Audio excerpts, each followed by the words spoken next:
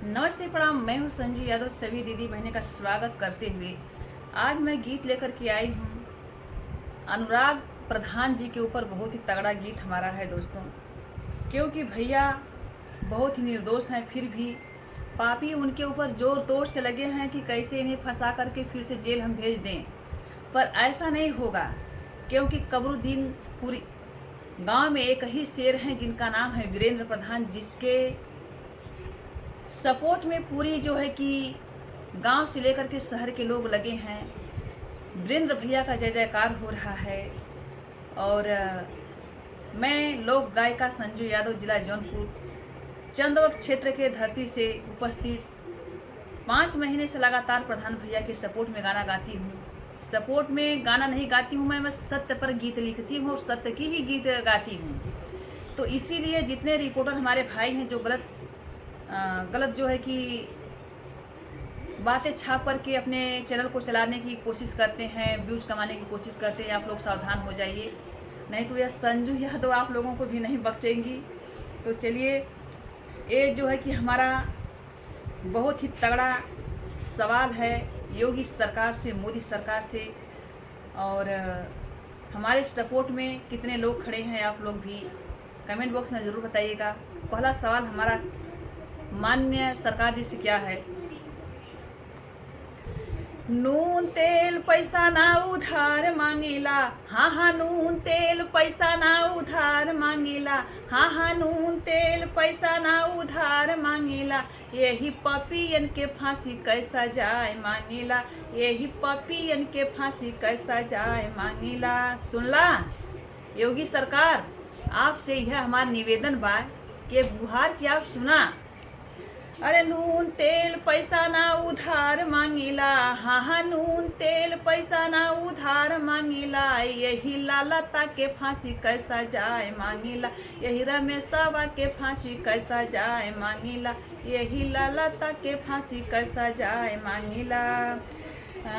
जैसे कटला पापी अनुराग जी का मुड़िया, जैसे कटला पापी अनुराग जी का मुड़िया, जैसे कटला पपिया अनुराग जी का मुड़िया, माई बाबू रोवयन करिया ठो हो पहरिया, माई बाबू रोवयन करिया ठो हो पहरिया, उनके आंसुआ का साहेब हम हिसाब मांगेला, उनके आंसुआ का साहेब हम हिसाब मांगेला, यही पपियन के फांसी कैसा जाए मांगेला, यही पपियन के फांसी कैसा जाए मांगेला। नून तेल पैसा ना उधार मांगेला, हाँ हाँ नून तेल पैसा ना उधार मांगेला, यही पपियन के फांसी कैसा जाए मांगेला, यही पपियन के फांसी कैसा जाए मांगेला। तो हमारे साथ कितने लोग खड़े हैं इंसाफ मांगने के लिए, आप लोग कमेंट बॉक्स में ज़रूर बताइएगा।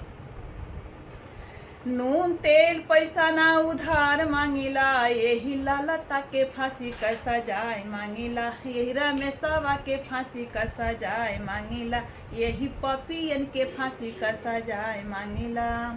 कैला ऐलान साहेब घरवा गिराई, का हो योगी बाबा, ऐलान कैलर ला कि घरवा ओकर गिरा देव, का भयल।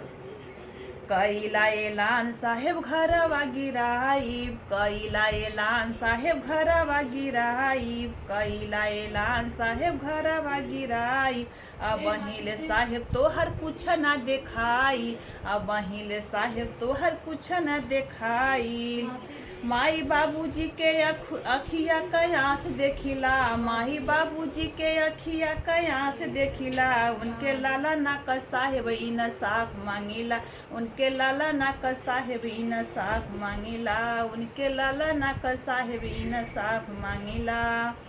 मरल तलवार पापी कटल गरदनमा, मरल तलवार पापी कटल गरदनमा, मुड़िया के लेके माही रोवैनी अचरमा, मुड़िया के लेके माई रोवैनी अचरमा, काहे तोहर साहेब हो कानून सुतल बा, किया पैसा पे साहेब हो कानून बिकल बा, किया पैसा पे साहेब हो कानून बिकल बा।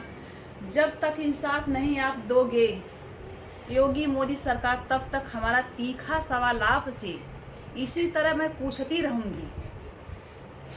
काहे तो हर साहेब हो कानून सुतल बा, किया पैसा पे साहेब हो कानून बिकल बा, किया पैसा पे साहेब हो कानून बिकल बा। पाँचों हो बहनिया रोमा गिरा झरझरिया सिया, पाँचों हो बहनिया रोमा गिरा झरझरिया सिया, गिरा झरझरिया सिया हो गिरा झरझरिया सिया।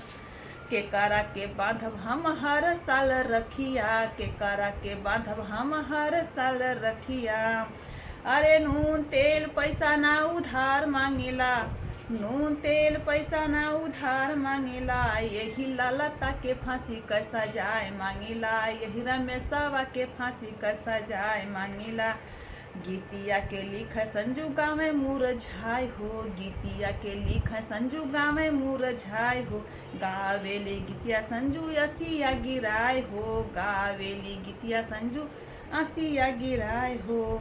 अरे नून तेल पैसा ना उधार मांगेला, यही पपियन के फांसी कैसा जाए मांगेला, यही पपियन के फांसी कैसा जाए मांगेला, यही पपियन के फांसी कैसा जाए मांगेला।